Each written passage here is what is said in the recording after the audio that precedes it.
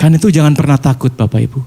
Ke depan apapun yang menjadi masalah persoalanmu, kita lihat kondisi situasi dunia mungkin tidak sedang baik-baik saja. Kita lihat peperangan di mana-mana. Kita lihat kemudian minyak itu sudah naik di mana-mana. Cuma Indonesia yang ajaib, amin. Karena kita punya Tuhan yang ajaib ya. Indonesia nggak naik, ya. Tapi nggak tahu nanti, kita nggak tahu. Kan katanya tanggal 1 April nggak naik gitu ya, tapi nggak tahu nanti. Tiba-tiba ada kejutan, siapa tahu ya kan. Nah, tapi yang penting saudara, kita sebagai anak-anak Tuhan percaya bahwa Kristus sudah menang di atas kayu salib. Dan dia tuh bangkit saudara. Paskah itu memiliki makna, silakan. Next. Bahwa ketaatan bukanlah jalan menuju kematian. Melainkan satu-satunya jalan menuju kehidupan yang sejati. Ini dibuktikan lewat kematian Kristus Yesus di atas kayu salib. Bahwa ketaatannya bukan kemudian set ending, berakhir kemudian mati di kayu salib dan begitu saja. Seperti semua pemimpin dunia, pemimpin agama mati begitu saja.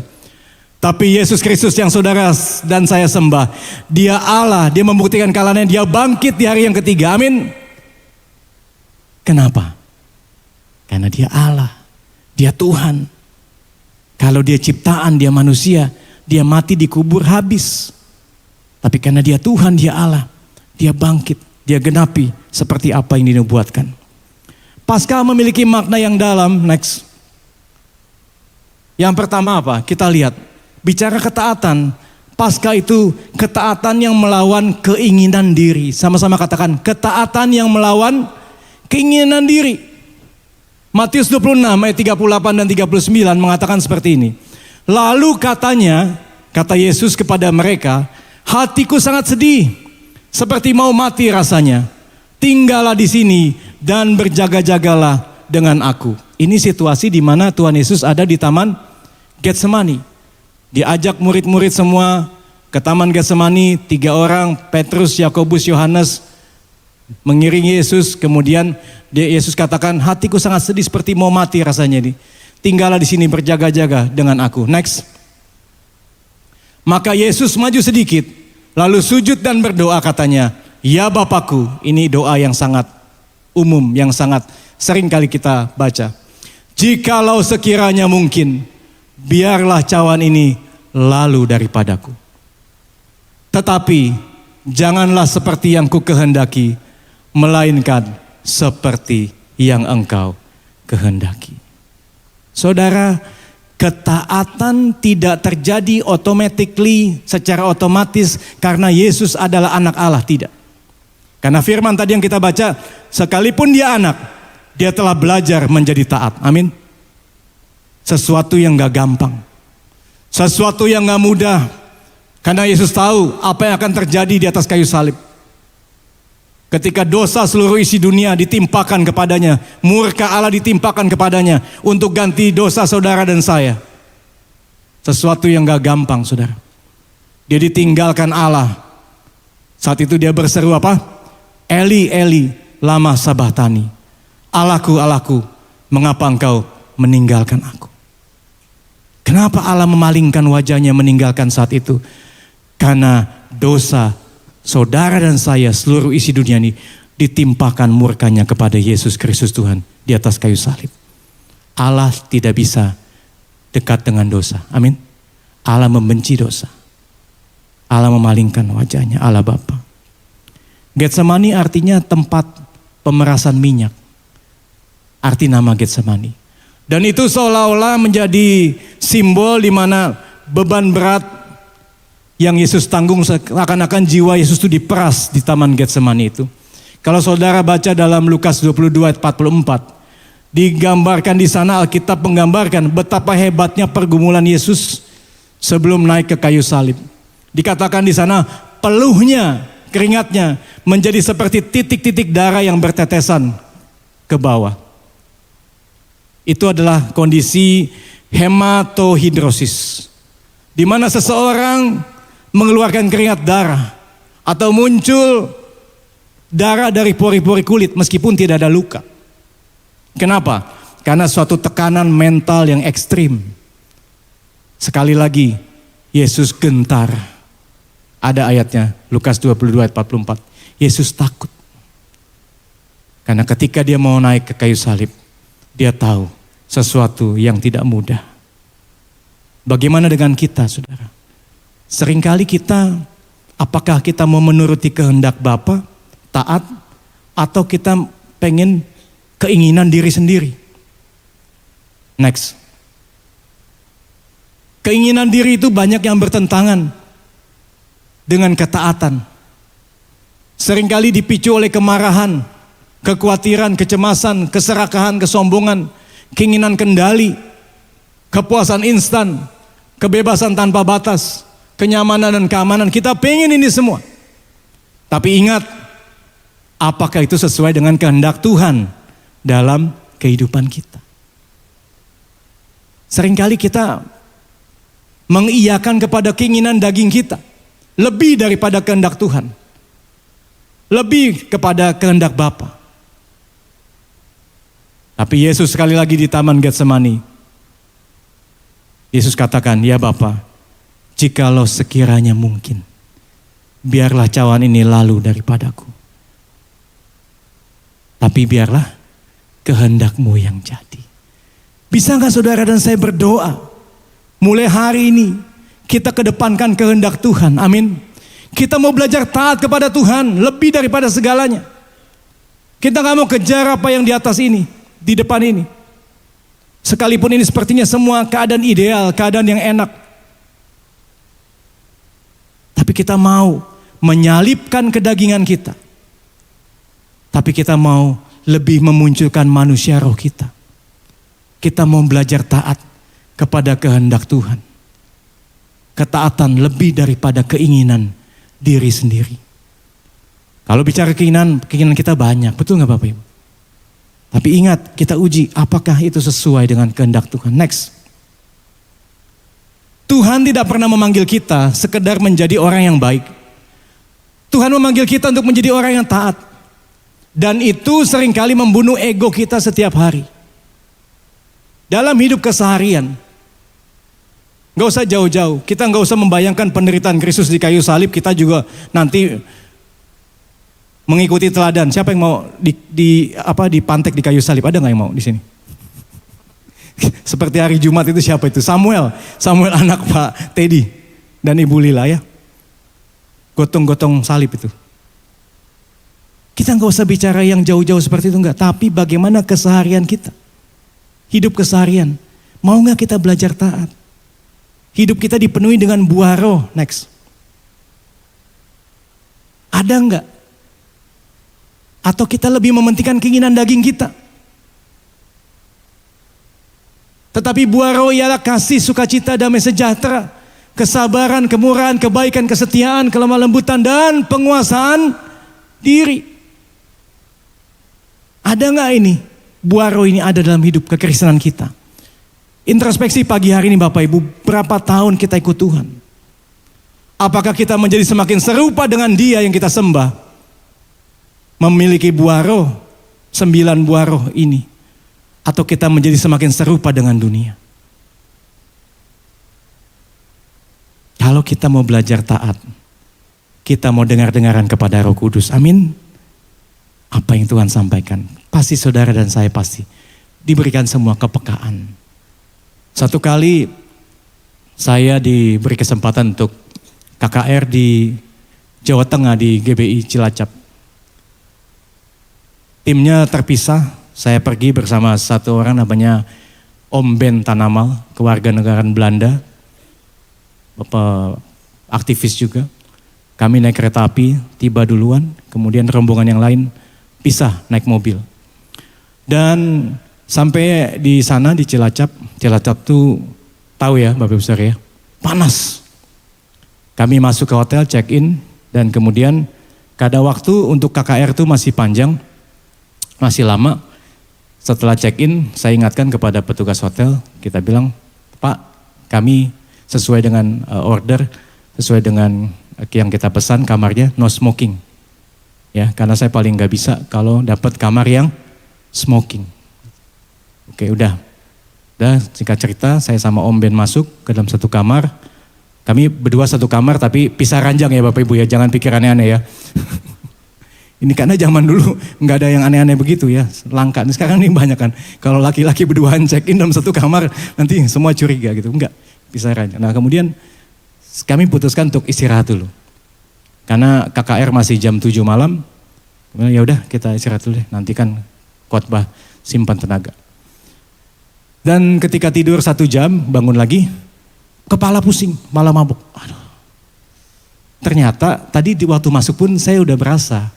Saya bukan berasa kuasa kegelapan, bukan. Berasa ada bau rokok. Waktu bangun itu mabuk, saya pusing. Aduh, gimana mau pelayanan nanti malam. Terus saya sama Om Ben ke bawah. Ketemu dengan seorang anak muda. Saya bilang, sebetulnya secara ego, biasanya apa yang terjadi? Kita marah gak? Marah dong, udah pesan-pesan dari Jakarta juga udah pesan, no smoking, udah kita ingetin lagi dia.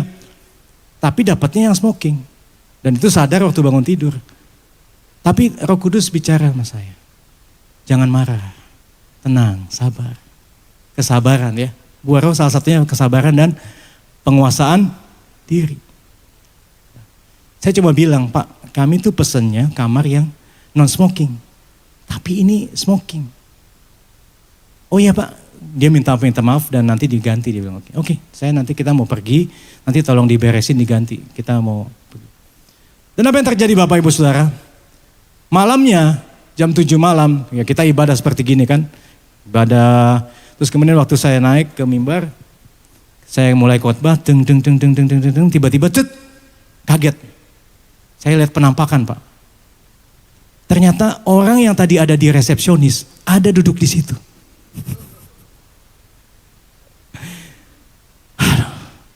Langsung saya, mungkin kalau orang yang perhatiin langsung diam saya sejenak. Bagaimana kalau tadi saya udah maki-maki dia? Gimana kalau saya udah marah besar sama dia? Kamu gak ngerti bahasa Indonesia? Saya minta kamar yang non-smoking dikasih yang smoking. Saya jauh-jauh dari Jakarta ke kota ini. Tapi Roh Kudus ingetin kita. Amin. Untuk kita tetap sabar, ada pengendalian diri. Ternyata dia tuh jemaat juga, gereja itu. Kita kan gak pernah kenal kan. Tiba-tiba dia duduk di situ. Sampai saya tetap bisa salamin dia, shalom. Kalau enggak saya gak ada muka buat salamin dia. Halo. Makanya saudara, kita ini ketaatan, kita melawan keinginan diri kita. Betul gak? Keinginan diri kita kan pengennya marah. Gak puas dengan sesuatu, pengennya kita komplain, emosi dan sebagainya. Cemas, khawatir dan sebagainya tadi yang sudah ditunjukkan. Kita belajar penguasaan diri. Next, yang kedua. Yang kedua bicara tentang ketaatan di tengah penderitaan. Filipi 2 ayat 6 dan 7. Yang walaupun dalam rupa Allah, tidak menganggap kesetaraan dengan Allah itu sebagai milik yang harus dipertahankan. Ayat 7. Melainkan telah mengosongkan dirinya sendiri dan mengambil rupa seorang hamba dan menjadi sama dengan manusia. Dan dalam keadaan sebagai manusia, Yesus telah merendahkan dirinya dan taat sampai mati, bahkan sampai mati di kayu salib. Saudara, Yesus Kristus Tuhan itu ketika dia mati di kayu salib, firman Tuhan tadi katakan dia merendahkan dirinya dan taat sampai mati. Ketaatan di tengah penderitaan. Saudara, seringkali kita lupa. Kalau kita bicara kekristenan, kita kepinginnya kekristenan itu menjadi orang Kristen yang nyaman, yang enak, yang diberkati Tuhan, yang hidup berkelimpahan. Amin? Amin? Semua mau. Tapi kita lupa bahwa ketika kita jadi orang Kristen, Tuhan katakan, kamu harus pikul salib. Amin? Makin lemes aminnya. Pikul salib. Peristiwa Jumat Agung dan Paskah mengingatkan kepada kita bahwa kita sebagai anak Tuhan harus ingat, kekristenan itu bukan sesuatu yang mudah dan gampang. Ya, Keselamatan adalah gratis, betul. Tetapi keselamatan bukan yang murahan. Amin. Karena dibayar oleh darah Kristus yang mahal, yang tidak bisa dibeli dengan uang atau apapun juga. Dan saudara dan saya, sebagai anak-anak Tuhan, kita ingat bahwa kita juga harus memiliki ketaatan meskipun di tengah penderitaan, di tengah salib. Coba lambang Kristen apa sih sebetulnya? Hah? Lambang Kristen apa? Hah? Salib, kok gak yakin? Kok jawabnya setengah-setengah? Lambang Kristen tuh salib, gak pernah berubah. Dipakai gede-gede di leher, ya kan? Tapi hidupnya seenak-enaknya sendiri. Kalau bicara penderitaan, gak mau.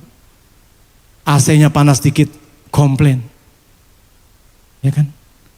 Di sini nggak ada, di jemaat sono yang lagi Iran, di Iran banyak gitu kan. AC dikit panas, komplain. Ya kan? Nggak disalam atau disalam tapi orang yang nyalamin nggak ngelihat, marah. Ya kan? Pindah, ya jangan lah, masa pindah. Masa, ya kan? Kekristenan itu bicara pikul salib, Bapak Ibu. Barang siapa mau mengikut aku, kata Tuhan, ia harus memikul salibnya dan mengikut aku. Jangan lupa, dalam peristiwa Jumat Agung dan Paskah ini kita kembali diingatkan bahwa kita pun harus menderita bersama dengan Yesus. Betul. Jadi jangan dikit-dikit komplain, dikit-dikit komplain. Next. Mengosongkan diri, ayat yang Filipi 2 ayat yang ke-7 tadi ya. Ayat 7 dan 8. Melainkan telah mengosongkan dirinya sendiri dan mengambil rupa seorang hamba. Apa sih arti mengosongkan diri atau kenosis? Kenosis secara teologi kita belajar sedikit ya. Ini asal katanya bahasa Yunani kenosis. Morphiteo. Itu dia mengambil rupa Allah 100%. Banyak orang salah mengatakan bahwa ketika Yesus sebagai manusia lahir di kandang domba, sebagai manusia, dia kemudian menjadi manusia 100% tapi bukan lagi Allah. Itu salah. Karena apa? Karena Yesus tetaplah Allah 100%. Morphiteo. Tetapi Yesus mengambil rupa seorang hamba juga. Jadi selain Allah 100% juga dia manusia 100%. Jadi dia bukan mengosongkan dirinya kemudian dia membuang kealahannya, bukan. Tapi dia tetap Allah saat itu sebagai juru selamat saudara dan saya. Tetap Allah dan dia juga manusia juga. Tetapi ada yang namanya pembatasan sukarela atau disebut voluntary restriction. Pembatasan sukarela apa? Yaitu Yesus memilih untuk tidak menggunakan kuasa ilahinya demi kepentingan sendiri. Itu sebabnya saudara lihat ketika di atas kayu salib pun Yesus tetap ada ketaatan, betul gak? Karena dia membatasi kuasa ilahinya. Kalau dia tidak membatasi kuasa ilahinya, maka Yesus Kristus Tuhan Juru Selamat saudara dan saya seperti Superman. Yang langsung niup, terbang semua itu. Prajurit Romawi, betul gak? Iya. Kan punya kuasa. Tapi dia membatasi dirinya untuk menggunakan kuasa ilahinya. Dan dia juga tunduk pada keterbatasan fisik. Sebagai manusia 100%. Karena itu ada ayat yang mengatakan Yesus haus, betul gak? Pernah dijumpai ayat itu? Yesus lapar, Yesus lelah, maka menangislah Yesus. Itu saudara. Arti dari mengosongkan dirinya. Dan kadang-kadang kita sebagai pengikut Kristus, kita lupa bahwa Yesus Kristus Tuhan kita sudah memberikan teladan. Imam besar kita, firman Tuhan katakan, bukan imam besar yang tidak bisa merasakan penderitaan kita. Dia turut bisa merasakan penderitaan kita. Kenapa? Karena dia juga manusia 100% saat itu. Dia bisa merasakan. Next. Karena itu kembali kepada tadi, saya diingatkan Tuhan untuk memberikan ayat ini. perikopnya disebut di sana nasihat supaya tetap berjuang. Saudara dan saya harus tetap berjuang dalam iman dan pengharapan kita. Amin. Dalam kekristenan kita harus tetap berjuang. Coba lihat ayat 29, lihat baik-baik. Sebab kepada kamu dikaruniakan bukan saja untuk percaya kepada Kristus, tetapi melainkan juga untuk menderita untuk Dia. Siapa di sini yang mau menderita untuk Dia? Kok nggak ada yang tunjuk tangan? Ini ayat firman loh. Siapa di sini mau menderita untuk Dia? Apa maksudnya? Ketika saudara ikut Tuhan, mungkin saudara dicemooh. Amin. Itu menderita untuk Dia. Ketika saudara ikut Tuhan, saudara dibilang, oh lu seorang rohani lu. Ketika saudara ikut Dia, saudara dibenci oleh karena nama Tuhan. Ketika saudara mengikut Kristus, saudara mungkin dimusuhi, ada yang dicoret dari kartu keluarga, dari daftar warisan, ada saudara. Itu kenapa? Menderita untuk Kristus, artinya pikul salib. Jadi kalau saudara mencuri, kalau saudara korupsi, kemudian saudara ketangkap sama KPK, apakah itu pikul salib? Bukan, itu kesalahan kamu. Kadang-kadang orang Kristen tuh aneh. Waduh, saya pikul salib nih. Karena KPK datang. Orang pajak datang. Habis saya. Karena saya pikul salib. Itu bukan pikul salib. Itu kesalahan sendiri. Next. Jangan biarkan rasa sakit dan penderitaan mengubah siapa diri kita. Tapi biarkan ketaatan tetap menjaga integritas kita. Amin. Sebagai anak Tuhan kita punya integritas, saudara.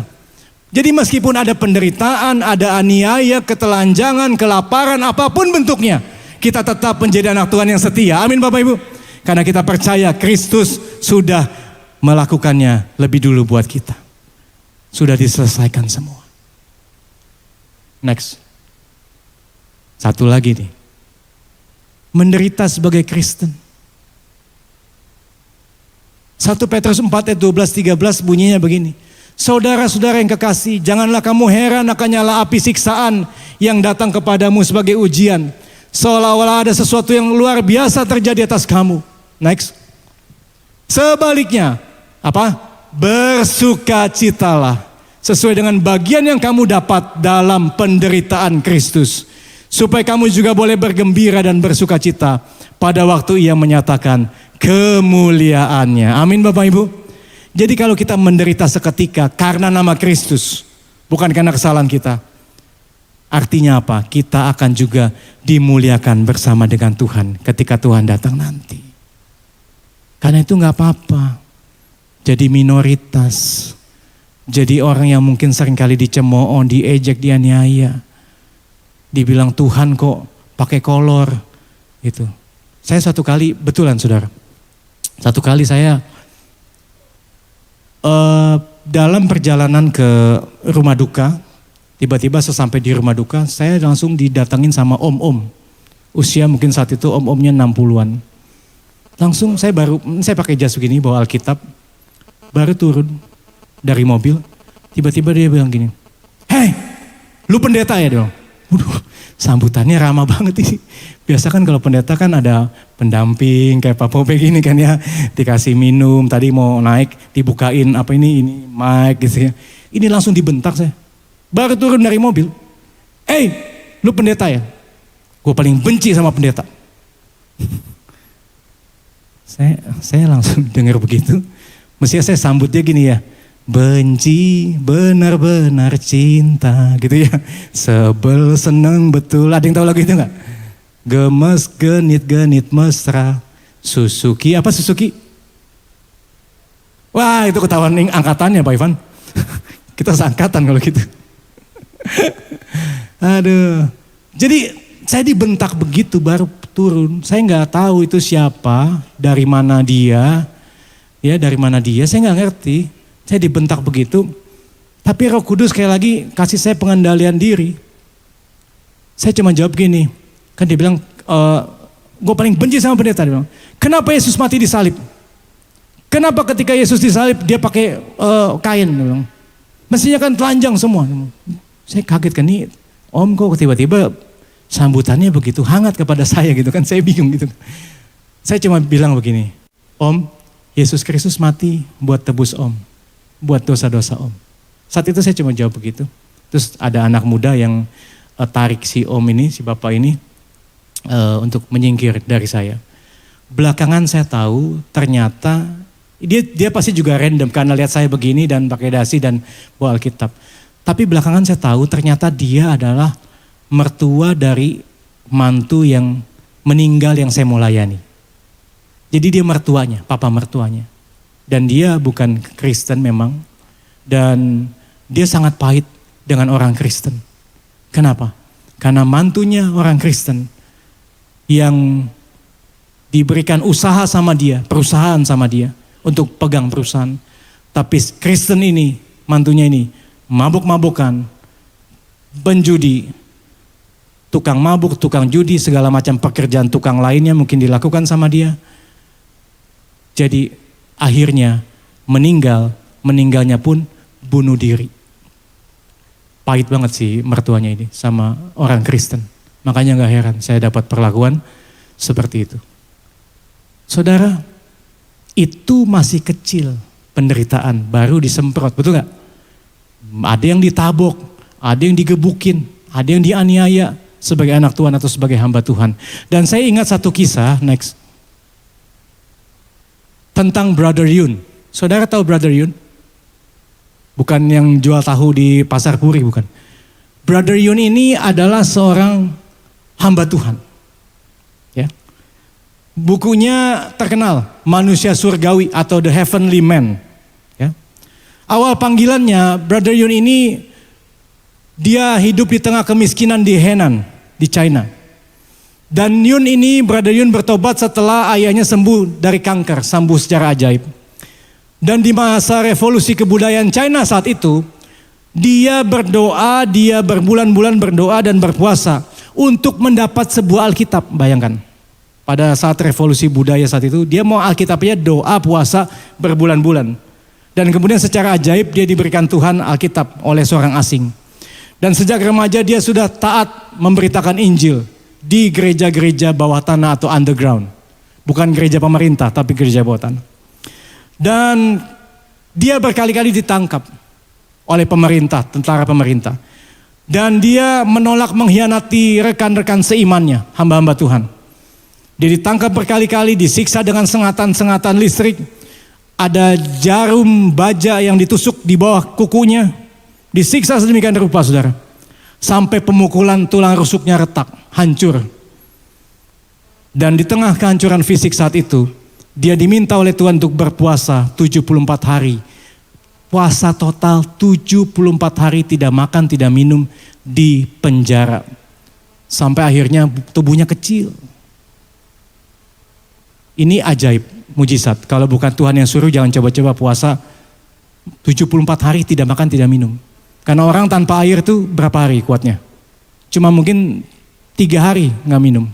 Atau 4 hari, selebihnya mati. Tapi ini 74 hari. Dan disitulah akhirnya dia punya julukan The Heavenly Man, manusia surgawi. Karena orang kagum sama dia. Dan ketika penderitaannya sampai pada puncaknya, ketika kedua kakinya dipukuli sampai lumpuh total dan membusuk, dia gak bisa jalan. Tiba-tiba ada Roh Kudus bicara, ketika itu dia di penjara tingkat tinggi, penjara Chengzhou. Kemudian Roh Kudus katakan, berjalan keluar. Saat itu gak mungkin. Karena kakinya hancur, sudah busuk. Tapi ketika Roh Kudus katakan keluar, dia taat, dia keluar, ternyata sendi-sendi penjara seperti yang di kitab Kisah Rasul katakan itu sudah terbuka. Dan penjaga-penjaga itu seakan-akan tidak melihat dia. Mereka dibutakan semua. Dia jalan dengan tertatih-tatih, tergopoh-gopoh, dia jalan keluar penjara itu dan dia berhasil keluar. Dan apa yang terjadi? Saat ini Brother Yun ada di Jerman. Dia minta suaka di Jerman bersama keluarganya. Tapi yang luar biasa, dia punya visi back to Jerusalem. Back to Jerusalem itu apa maksudnya? Kembali ke Yerusalem. Dia melatih misionaris-misionaris yang jumlahnya ribuan orang China. China saat ini sedang betul-betul mengalami lawatan Tuhan, Bapak Ibu. Lembaga-lembaga misionaris dunia yang melayani di China seperti Open Doors dan lain-lain mengatakan kurang lebih ada 10% orang Kristen yang bertobat di China. Saat ini jumlah China 1,4 miliar, kurang lebih 140 juta orang Kristen di China. Dan tahun 2030 nanti disinyalir, diprediksi China akan menjadi negara dengan kekristenan terbesar di dunia. Amin Bapak Ibu. Dan misi visi Back to Jerusalem, dia melatih ribuan orang Kristen untuk martir, untuk mati. Jadi sekali lagi siap menderita buat Kristus. Kalau saat ini saudara masih cuman keinjek aja udah ngomel, kalau saat ini saudara nggak kebagian lift nanti mau pulang saudara udah marah-marah, saudara malu. Mereka ini betul-betul dilatih untuk siap mati demi Kristus, demi Injil. Mereka kembali ke Yerusalem lewat jalur sutra, Silk Road. Jadi kalau dulu kan jalur sutra perdagangan dari Arab sampai ke China. Ini dibalik, dari China mereka dilatih melewati Tajikistan, Azerbaijan, Turkmenistan, Kazakhstan, pokoknya yang tan-tan gitu pokoknya. Balik kemana? Ke Israel, ke Yerusalem. Mereka menginjili Timur Tengah. Itu betul-betul militan. Betul-betul saudara siap mati kapanpun. Mereka dilatih bahasa Arab, mereka betul-betul dilatih untuk siap mati. Kalau saudara beberapa kali mungkin lihat di pemberitaan dulu-dulu ya di televisi atau di mana, ada pekerja sosial ditangkap, itu sebetulnya bukan pekerja sosial. Kebanyakan itu adalah misionaris yang tertangkap di Irak, Timur Tengah, Iran dan sebagainya. Dan Iran pun saat ini sedang digoncang lawatan Allah. Amin Bapak Ibu. Tuhan sedang melawat dunia ini. Amin. Beri tepuk tangan buat Tuhan. Kegerakan Tuhan sedang terjadi di mana-mana, saudara. Jangan saudara left behind, menjadi tertinggal. Saudara jadi orang Kristen yang hanya bicara berkat, bicara kenyamanan. Tidak, saudara. Jangan sampai imanmu dinina-bobokan. Next, yang terakhir. Saya akan tutup dengan ketaatan yang membawa kemenangan. Singkat aja. Next. Hai maut, di manakah kemenanganmu? Hai maut, di manakah sengatmu? Sengat maut ialah dosa dan kuasa dosa ialah hukum Taurat. Next. Tetapi syukur kepada Allah yang telah memberikan kepada kita kemenangan oleh Yesus Kristus Tuhan kita. Saudara, Yesus bangkit, Yesus hidup. Itu kemenangan buat saudara dan saya. Amin. Bukan hanya Yesus yang menang atas maut, atas kutuk, atas dosa, atas sakit penyakit. Tapi buat saudara dan saya itu adalah kemenangan kita semua. Karena dikatakan di sana, Dia telah memberikan kepada kita kemenangan oleh Yesus Kristus Tuhan kita. Next. Kemenangan sejati adalah buah dari ketaatan yang panjang. Ia tidak datang kepada mereka yang mencari jalan pintas, melainkan yang setia kepada prosesnya. Karena itu saudara dan saya saat ini ada dalam prosesnya Tuhan. Saudara harus tetap didapati setia. Amin. Tetap ikuti prosesnya Tuhan, proses iman, proses ketaatan. Terus saudara. Meskipun engkau mungkin mengalami jatuh bangun bersama dengan Tuhan, tetap saudara setia. Next. Dalam Wahyu 1:18 mengatakan begini, aku telah mati kata Yesus. Namun lihatlah aku hidup sampai selama-lamanya. Dan aku memegang segala kunci maut dan kunci kerajaan maut. Ini bukti dia menang. Bahwa dia memegang kunci maut dan kunci kerajaan maut. Semua dia yang pegang saudara. Karena itu jangan ragu, jangan bimbang lagi. Percaya sungguh kepada Tuhan Yesus Kristus. Next. Allah yang membangkitkan Tuhan akan membangkitkan kita juga oleh kuasanya. Amin Bapak Ibu. Ini bukan hanya bicara nanti di akhir zaman. Ketika nanti saudara, tubuh kita akan diubah menjadi tubuh kemuliaan. Kemudian kita akan bangkit bersama-sama dengan Tuhan. Ketika sangkakala berbunyi, kita orang percaya lebih dulu dibangkitkan. Bukan hanya itu. Tapi saya percaya juga kehidupanmu saat ini. Kehidupan rumah tanggamu, keluarga, ekonomi, apapun juga saat ini. Tuhan sanggup membangkitkan. Amin saudara. Rumah tanggamu mungkin yang sudah mulai suam-suam. Yang sudah mulai tawar. Kehidupan keluarga mungkin. Di mana banyak konflik, keributan. Ekonomimu mungkin sedang digoncang hari-hari ini. Pekerjaan atau usaha. Kau lihat semakin berat. Tapi percayalah, Kebangkitan Kristus, Paskah itu membawa pengharapan. Sebab dia hidup ada hari esok. Kristus hidup, dia membawa pengharapan yang baru buat saudara dan saya. Kita akan senantiasa berkemenangan bersama Tuhan. Amin saudara, amin. Next. Selalu ada harapan dan jalan keluar dalam Kristus Yesus. Katakan dalam hatimu saat ini. Selalu ada harapan dan jalan keluar dalam Kristus Yesus Tuhan. Next. Dan ini ayat yang terakhir. Kita baca bersama-sama. Ia yang tidak menyayangkan anaknya sendiri, tetapi yang menyerahkannya bagi kita semua.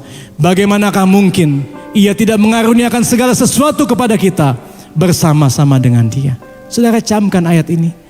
Kalau Allah Bapa tidak menyayangkan anaknya Yesus Kristus Tuhan, mati di atas kayu salib dan dia bangkit, dia tidak menyayangkan, bagaimanakah mungkin ia tidak mengaruniakan segala sesuatu kepada kita bersama-sama dengan dia. Amin.